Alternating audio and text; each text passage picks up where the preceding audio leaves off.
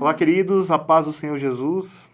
Estamos aqui mais uma vez para trazer um subsídio bíblico, teológico, a respeito do tema que estamos estudando nesse primeiro trimestre do ano 2023, que é o tema sobre vocação, você nasceu para isso.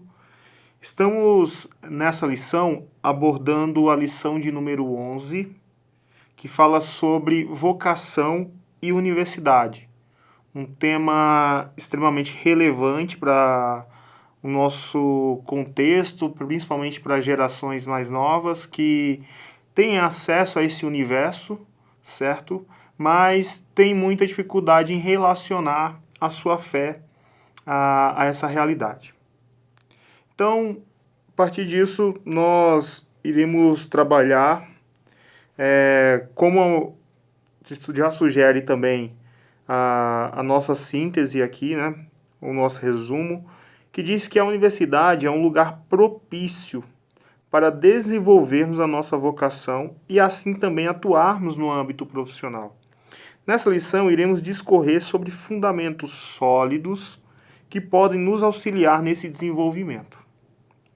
Nós temos 3 objetivos a partir dessa lição para se trabalhar com a juventude, a qual estamos ministrando esse conteúdo, essa lição para eles, que é entender o que é a universidade e a sua origem, conhecer visões evangélicas distintas sobre a relação entre a fé cristã e as ciências e compreender como um jovem pode relacionar a sua vocação com o estudo e o contexto universitário.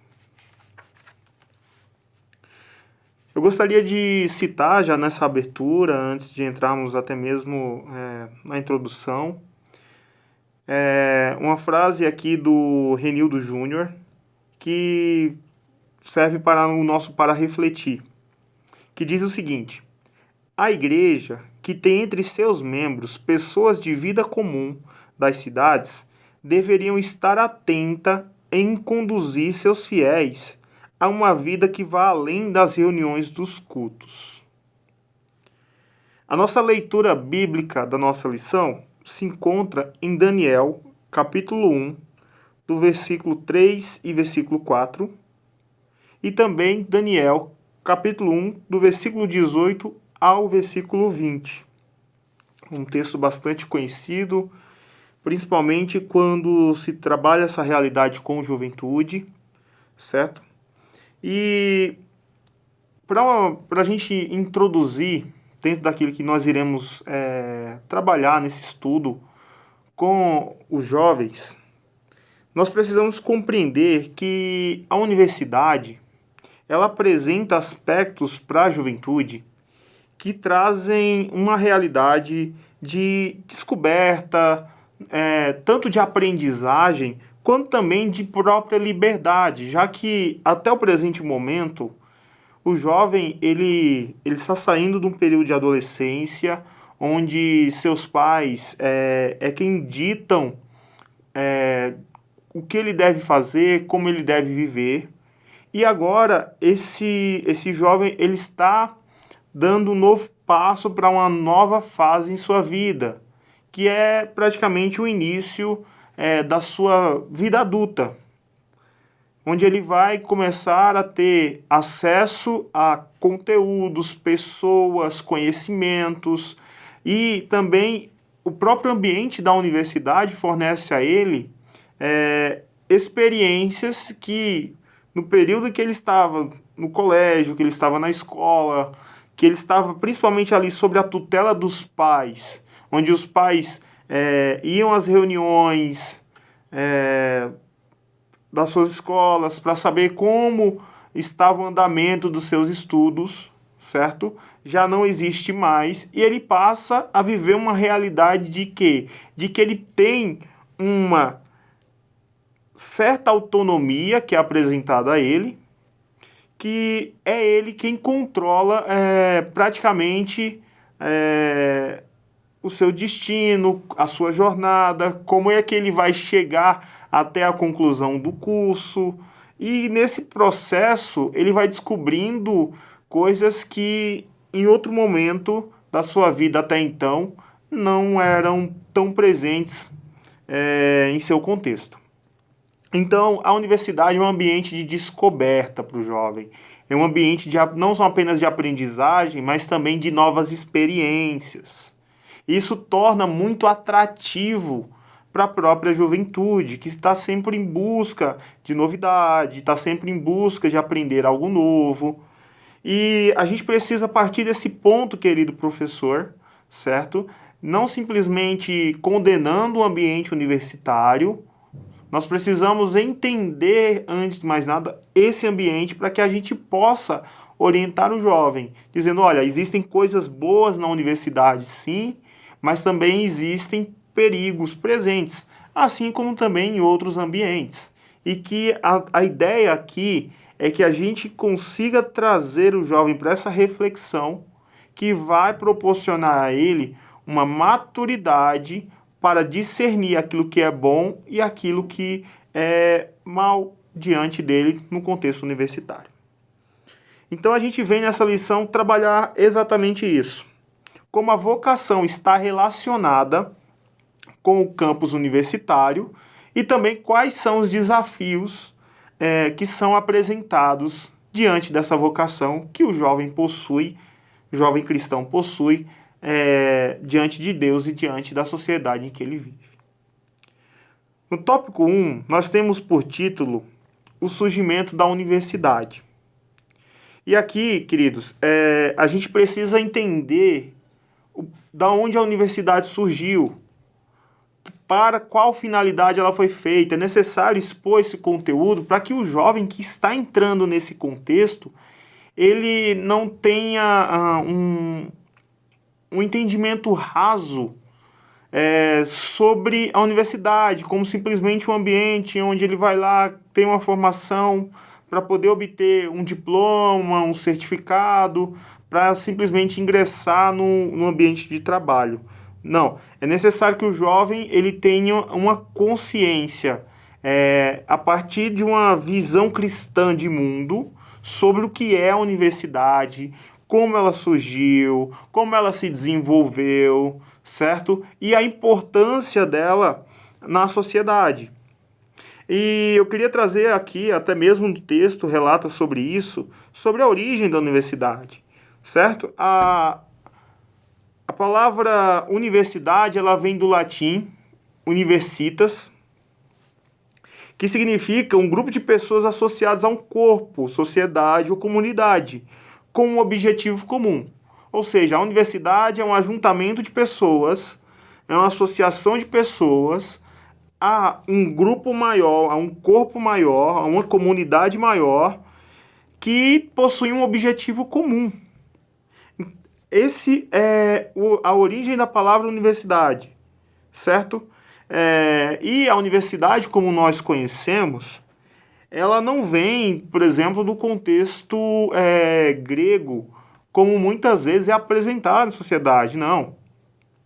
Na Grécia havia um outro formato de aprendizagem, um outro modelo de ensino, muito diferente do que a gente tem na nossa sociedade, principalmente na nossa sociedade ocidental.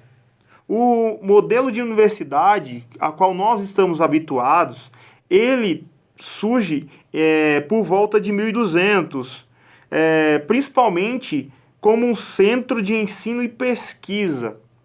Só para você ter uma ideia, a gente traz algumas informações aqui que, por exemplo, na Europa, 200 anos depois, por volta de 1400, já existiam cerca de 75 universidades, com esse propósito de ser um centro de ensino e um centro de pesquisa. E nesse período, só para você ter uma noção de como a criação da universidade, como a gente conhece, esse surgimento desse ambiente universitário, estava ligada à fé, já que no contexto que nós conhecemos a respeito da história da igreja, nós entendemos que esse período é um período em que a Igreja Apostólica Católica Romana ela tinha uma influência generalizada em toda a sociedade, E essa influência que a Igreja Católica tinha foi o ambiente necessário para fomentar o desenvolvimento da universidade. E nesse contexto, as principais disciplinas ou os principais cursos que existiam eram cursos também ligados a partir da visão cristã de mundo daquele tempo, que era a teologia, artes, o direito e a medicina. Esses cursos, essas formações, eles tinham o objetivo principal de fornecer à igreja mão de obra para serviços eclesiásticos específicos, certo? Ou seja, eram demandas específicas da igreja, por isso que era tão interessante para a igreja o desenvolvimento da universidade, certo? E com essa realidade, a gente precisa trazer o jovem para esse contexto, para ele entender a história da universidade, para ele saber onde ele está pisando, certo? A universidade não é apenas um prédio, a universidade não é apenas uma escola de formação profissional, não, ela possui princípios na sua fundação, certo? Que refletem até hoje no nosso contexto social, na nossa sociedade. Então, partindo desse ponto, querido professor, a ideia aqui é apresentar esse cenário para o jovem, esse cenário histórico, certo? E a gente vai ver, principalmente esse desenvolvimento universitário acontecendo e se expandindo, principalmente quando a gente vai trazer ao conhecimento a colonização daquilo que nós chamamos ou chamávamos de Novo Mundo, certo? Que nada mais é do que hoje o que nós conhecemos como Estados Unidos da América, onde os ingleses passam a colonizar o norte da América, do continente americano, certo? E nesse desenvolvimento, os ingleses eles eram cristãos protestantes, certo? E esses cristãos protestantes, eles já tinham um entendimento que era necessário formar pessoas em sua sociedade que tivessem uma visão cristã de mundo, ou seja, eles interpretassem a realidade a partir das escrituras sagradas, mas que essas pessoas também fossem formadas para atuar nas mais diversas áreas da sociedade, nas mais diversas esferas presentes no mundo até então. Ou seja, era necessário formar professores, médicos, jornalistas, formar pessoas que iriam atuar na esfera legal, ou seja, no direito, juízes, advogados, certo? Era necessário formar também pastores, teólogos. Muitas das universidades nos Estados Unidos tiveram início com esse formato.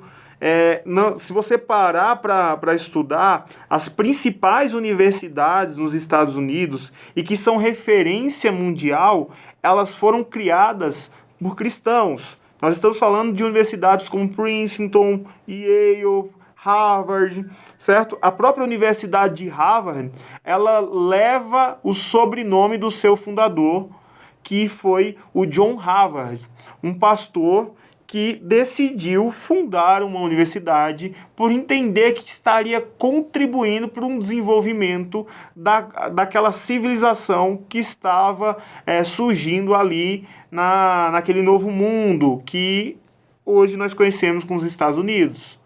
Ou seja, o pensamento cristão de que era importante estudar, de que a universidade era um ambiente que iria trazer desenvolvimento e também, vamos dizer dessa forma, qualidade de vida para as pessoas que fizessem parte daquela sociedade, né, era algo primordial para aquelas pessoas e principalmente para aqueles líderes sociais daquela época. Então, com essa intenção, a universidade ela surgiu e ela foi desenvolvendo ao longo dos anos com o propósito de trazer contribuição para a sociedade a partir de uma visão cristã de mundo. Já no nosso tópico 2, querido professor, Universidade, Ciências e uma limpeza de lentes, a gente aqui vem trazer uma reflexão sobre algumas visões de mundo que são equivocadas a respeito da relação entre a nossa fé, a universidade e esse contexto científico que nela acontece, que é proporcionado, certo? Se a gente parar para pensar, querido professor, a gente tem uma visão preconceituosa com a nossa fé no contexto universitário por muitos dos seus alunos e também por muitos dos seus professores. Isso é decorrente daquilo que nós já estudamos, inclusive na lição 6, que foi o movimento de secularização da nossa sociedade e que afetou, inclusive na era moderna, também a universidade, esse desenvolvimento científico, principalmente porque houve um descolamento da universidade e desse desenvolvimento científico de pesquisas da fé cristã, como se a fé cristã fosse simplesmente algo místico, algo que não exigia se pensar, algo que não era necessário raciocinar, porque estava no campo do mistério, estava no campo da crença, certo? E a ciência era algo investigativo, algo que era necessário pensar, algo que era necessário pesquisar, algo que era necessário desenvolver o raciocínio e estudo para que se chegasse a uma finalidade provável de um determinado objeto que estava sendo estudado. Então, dessa forma, a partir da era moderna, a fé, e principalmente a fé cristã, ela foi sendo considerado algo para pessoas ignorantes, algo para pessoas que tinham um intelecto limitado. E, olhando por esse ângulo, a gente tem, em contrapartida, até mesmo no ambiente cristão, a gente vai ainda encontrar pessoas que vão corroborar com essa visão equivocada que foi desenvolvida a partir do movimento de secularização, que influenciou a cultura moderna, principalmente no Ocidente, certo? E qual é o argumento que a gente encontra no contexto de igreja? De que quando um jovem vai para a universidade, ele corre o risco, ao estudar outras ciências, ele corre o risco da sua fé esfriar. Ele corre o risco de ter um esfriamento espiritual, certo? Por quê? Porque lá será apresentada para ele outras visões de mundo, outras ciências que são antagônicas àquilo que ele professa de fé. Então, por esse motivo, o ambiente universitário se tornaria um ambiente de ameaça à fé de cristãos, ou como alguns gostam de chamar, um cemitério de cristãos.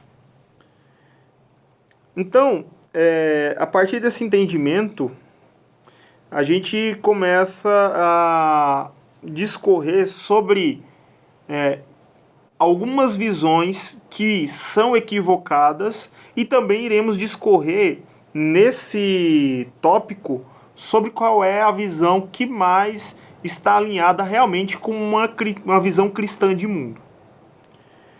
No tópico A, a gente vai apresentar, querido professor, uma visão que é o cientificismo, certo? Que é o seguinte, que ele vai apresentar e corroborar com esse pensamento de que realmente a fé cristã ela é irracional, ela se trata de um campo místico que depende muito da crença pessoal de uma pessoa e que isso leva a pessoa para um campo de ignorância quando se trata do campo intelectual. Então, querido professor, a ideia aqui do cientificismo realmente é apresentar como se a fé cristã ela fosse oposta e antagônica às ciências que são estudadas na universidade, certo? E por conta disso, realmente, dentro da universidade, não é um lugar onde a fé teria voz. Partindo desse ponto, todo aquele que professa que ele possui a fé cristã, que ele é cristão, ele estaria entrando dentro de um grupo conhecido como evangélicos e que são considerados por muitos na academia ou na universidade como ignorantes. Só que essa é uma visão equivocada, porque se quanto mais eu estudo, mais eu entendo, principalmente a criação, as leis naturais, dependendo da ciência que você está estudando, eu vou compreendendo como a criação funciona e como eu posso viver e me desenvolver melhor em tudo aquilo que foi feito por Deus. Então, cada vez mais eu começo a constatar a grandeza de Deus. Ou seja, diferente daquilo que é apresentado no cientificismo, que vai dizer que quanto mais eu estudo, quanto mais eu investigo, certo? Aquilo que é de mistério vai diminuindo e, consequentemente, o tamanho de Deus vai ficando menor, porque não dependeríamos tanto dele, certo? Pelo contrário, quanto mais eu estudo, quanto mais eu desenvolvo intelectualmente, eu vou realmente compreendendo a grandeza de Deus naquilo que tange a criação. Nós vamos ver isso mais no tópico C, mas o cientificismo trata exatamente sobre isso. Então a ideia aqui, professor, é realmente demonstrar para o seu aluno que fé e ciência, elas não são opostas e nem são rivais, certo? A ideia aqui é realmente quebrar esse muro de oposição que é presente no campo quando se trata da universidade, certo? E que muitas vezes é tratado até mesmo com ignorância por evangélicos ao dizer que a própria ciência ela é inimiga da fé, que ela esfriaria a fé de um jovem. E nisso nós estamos falando daquilo que é a verdadeira ciência. Não estamos falando apenas de teorias ou de ideologias, nós estamos falando daquilo que é comprovado por investigação, por pesquisa, certo? Então, esse tópico exatamente é para quebrar essa separação, demonstrando ao jovem que o cientificismo não é uma visão de mundo coerente com as escrituras.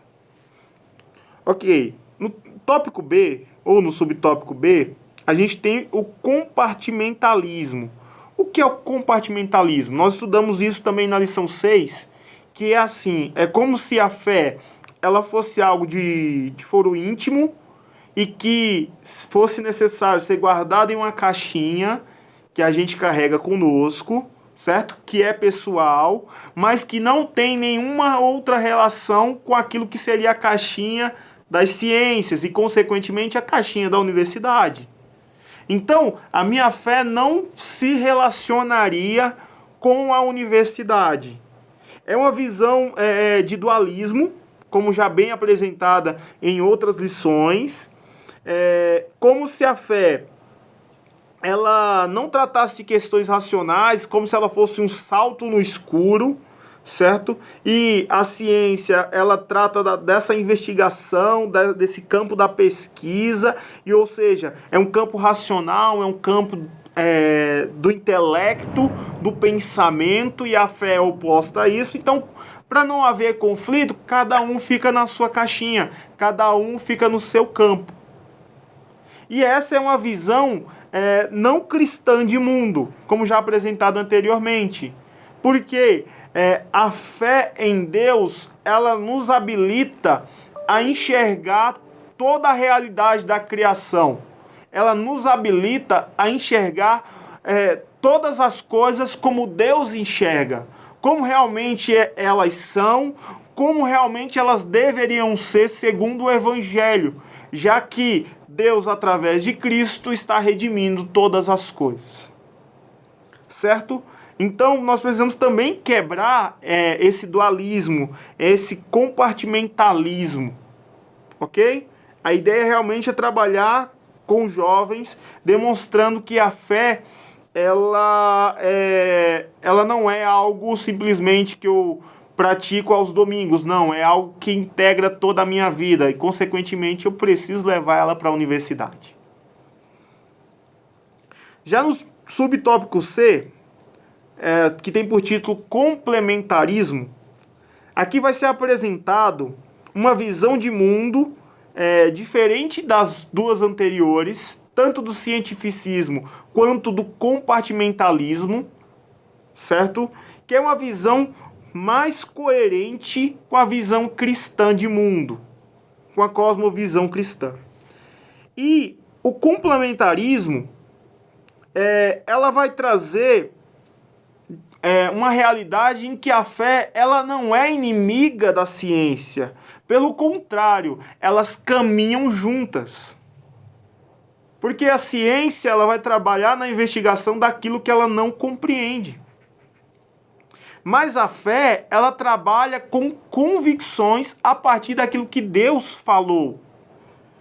Se a gente parar para pensar nesses aspectos, esse complementarismo traz uma realidade de que a ciência ela vai trabalhar em campos que são possíveis compreender através da pesquisa, através de desenvolvimentos científicos, certo? Já a fé, ela vai trabalhar a partir de um campo que a ciência não pode explicar através de pesquisas.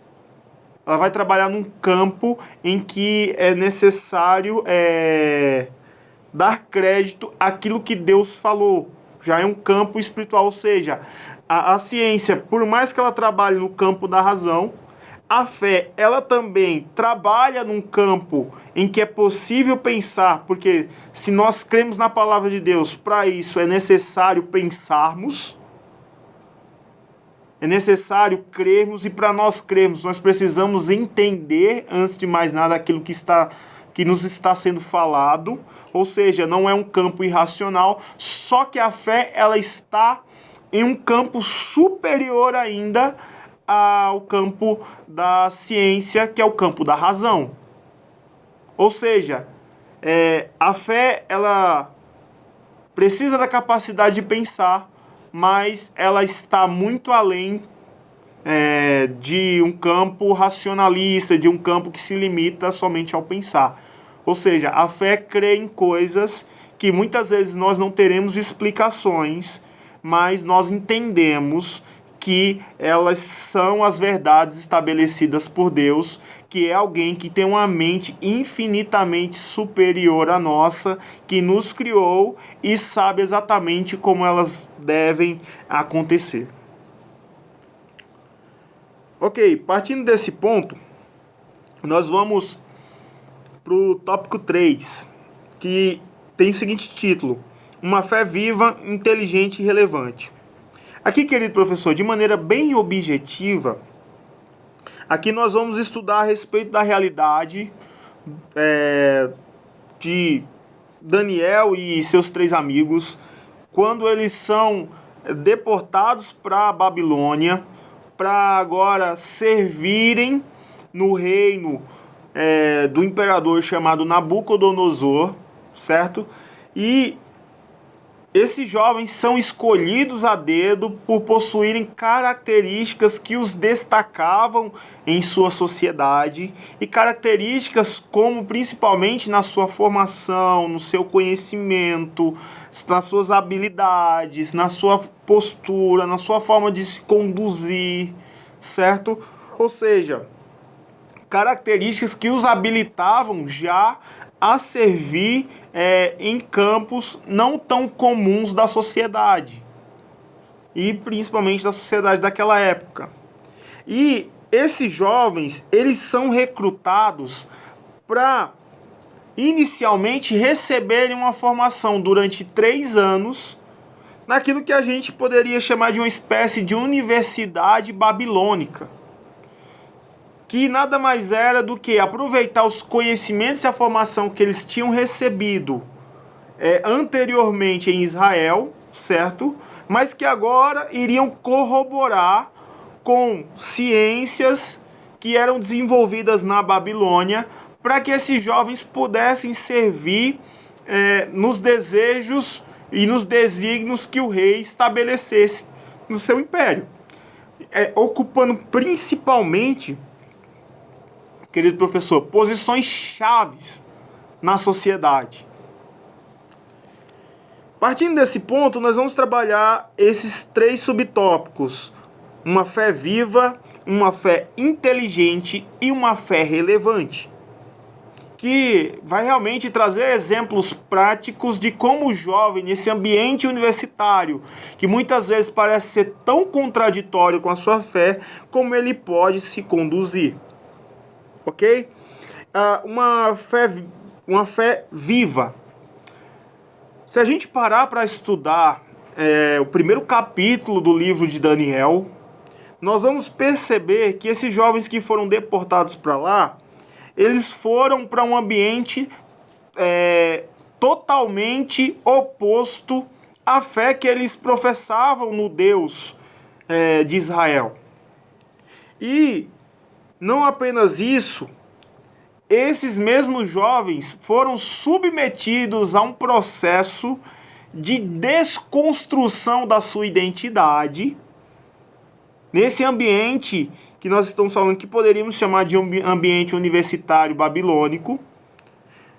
Eles foram submetidos a um processo de desconstrução de identidade, recebendo outros nomes, para que eles pudessem, a partir desses nomes, receber uma outra identidade, e esses nomes estavam intimamente ligados aos deuses da Babilônia, certo? Que substituiriam os seus nomes originais, que estavam ligados ao Deus de Israel.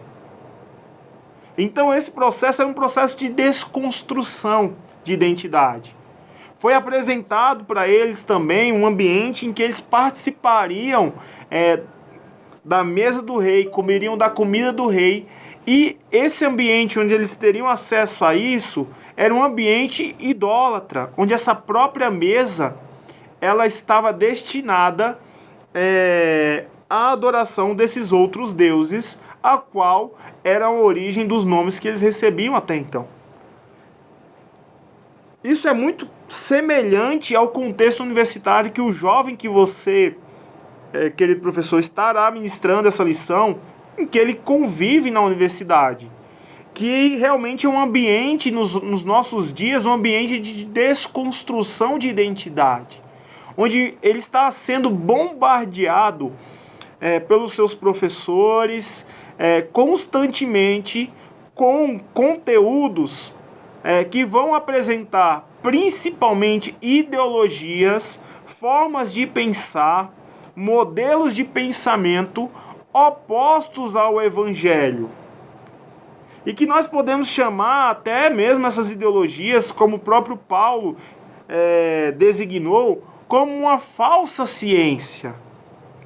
Mas são essas ideologias que têm influenciado as novas gerações no seu modelo de pensar e, consequentemente, na forma de se portar socialmente. Então, semelhante ao que Daniel e seus amigos passaram, os jovens com quem vocês lidam na sala de aula, no ambiente de igreja, estão passando por esse processo de desconstrução de identidade. Certo?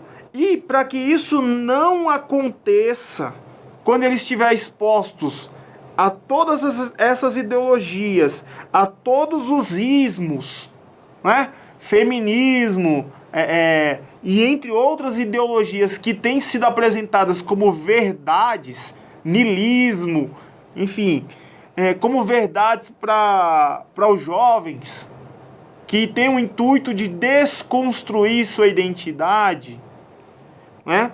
É necessário que a juventude ela tenha fundamentos sólidos a respeito do evangelho, a respeito do relacionamento deles com Deus.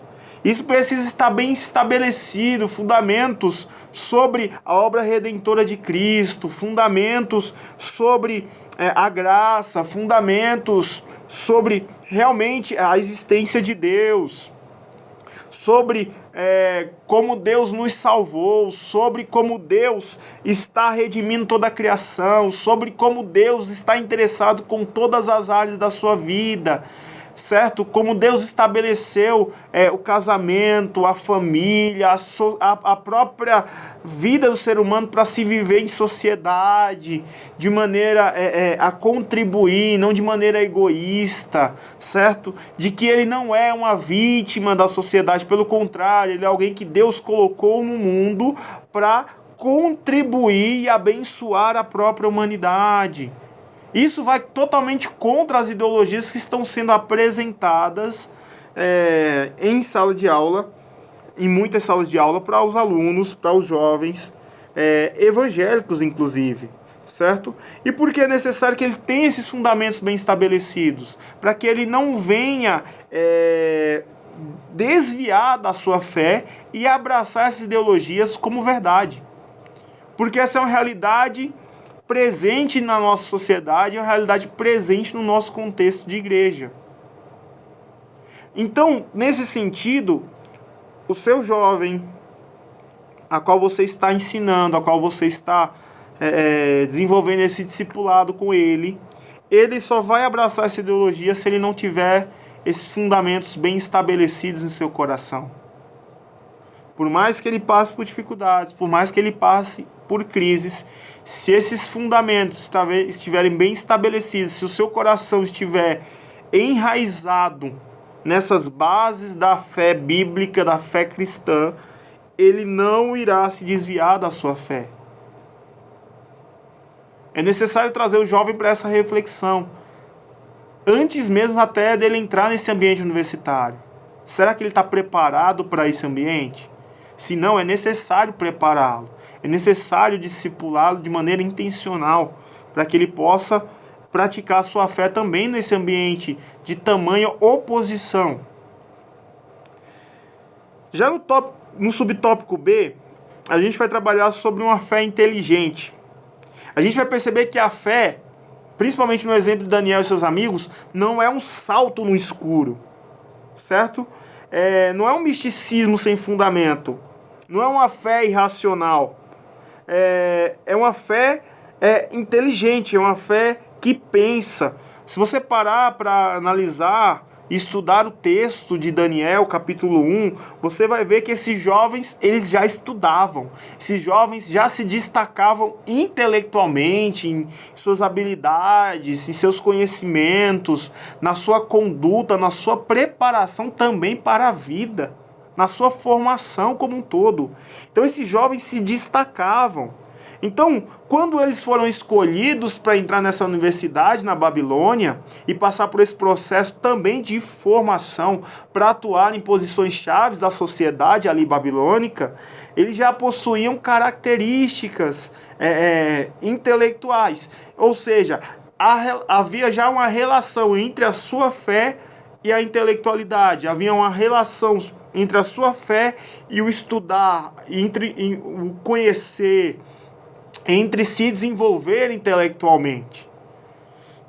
Ou seja, não eram antagônicos.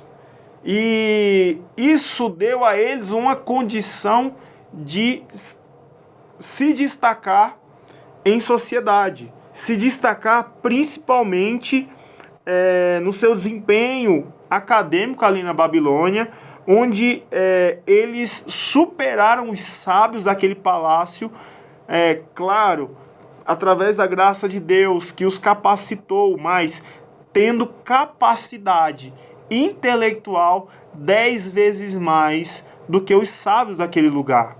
Então, querido professor, aqui nesse subtópico é necessário trazer para o jovem a importância de estudar, principalmente em concernente à sua fé, principalmente em relação à fé que ele professa. Ele não pode simplesmente se contentar em simplesmente fazer uma faculdade para que ele possa obter o diploma. Ele não pode apenas se contentar em fazer um curso, em ter uma formação simplesmente para ter um bom trabalho. Não, aquele ambiente universitário é um ambiente em que ele pode se desenvolver para se tornar uma pessoa-chave na nossa sociedade que vai influenciar onde ele chegar. Mas isso também vai passar a partir da forma como ele encara a universidade. Se ele encarar a universidade como um ambiente em que ele pode se desenvolver intelectualmente, onde ele pode não simplesmente ser um estudante medíocre, mas ele pode ser um estudante que se desenvolve acima da média, certo? Para fazer a diferença na sociedade, ele está colocando diante do Espírito Santo inúmeras ferramentas que o Espírito Santo poderá usar para manifestar o reino de Deus. Já no tópico C, a gente vai tratar exatamente, dando continuidade a isso, que é sobre ter uma fé relevante. A gente vai ver Daniel e seus amigos, após esses 3 anos em que eles estudaram nessa universidade babilônica, eles se destacando diante de Nabucodonosor, e esse destaque que eles apresentaram diante de Nabucodonosor por conta da sua capacidade, tanto intelectual quanto de competências, certo? Fizeram com que eles ocupassem posições-chave naquela sociedade. Não é à toa que quando a gente estuda o livro de Daniel, a gente vai ver o próprio Daniel servindo diretamente aos imperadores daquela época, e não somente no Império Babilônico, nos impérios que vieram subsequentes, como os impérios Medo-Persa. Daniel auxiliando imperadores e se tornando praticamente o segundo homem mais importante daquela sociedade, porque Daniel, no início da sua jornada, quando ele passou por esse processo na universidade, ele decidiu ser fiel a Deus, mas ele também decidiu se desenvolver intelectualmente. Ele não encarou a universidade como um sofrimento, como um peso, como simplesmente um lugar que era necessário passar.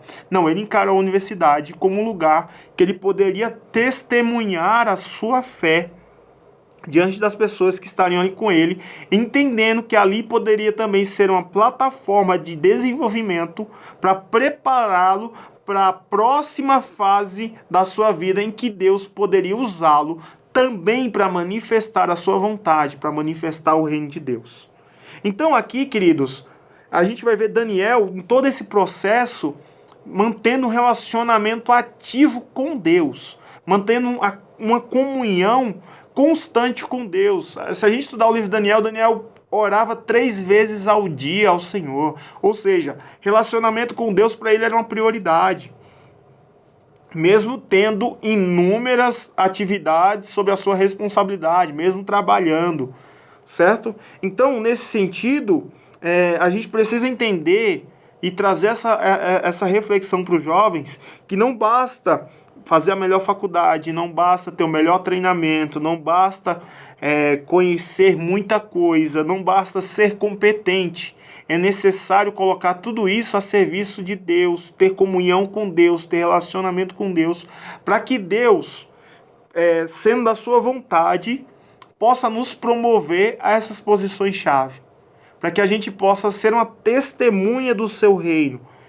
É como se Daniel carregasse dentro de si uma chama, certo? Que por onde ele passava, se espalhava ali na Babilônia. É exatamente isso que Deus deseja fazer conosco, jovem, querido professor. É realmente nos incendiar com a chama do Espírito para tudo aquilo que Ele está nos proporcionando de oportunidade, de aprendizagem, seja colocado a serviço do reino de Deus. E o próprio ambiente universitário seja esse ambiente onde a gente pode manifestar a nossa fé, testemunhar a respeito de Jesus Cristo e do seu reino. Isso já está acontecendo nos nossos dias.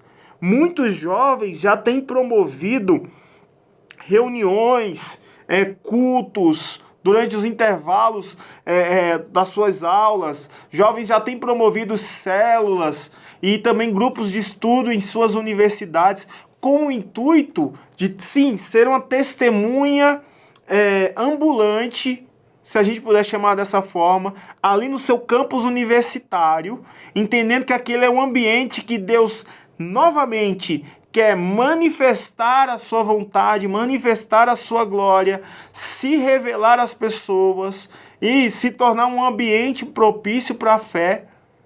E com esse entendimento estão fazendo essas atividades lá dentro.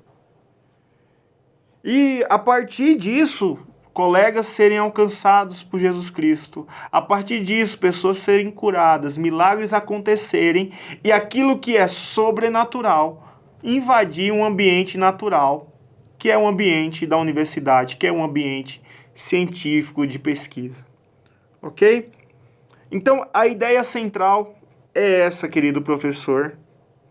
E nós precisamos trazer o jovem para esse ambiente, para essa realidade, a partir desses conceitos, que sim, é possível conciliar a nossa vocação, é possível conciliar a nossa fé com o ambiente universitário e sim, é possível viver, enquanto estivermos nesse lugar, para a glória de Deus, certo? Compartilhando a nossa fé com as pessoas que convivem conosco e, ao mesmo tempo, conciliando aquilo que estudamos com aquilo que cremos.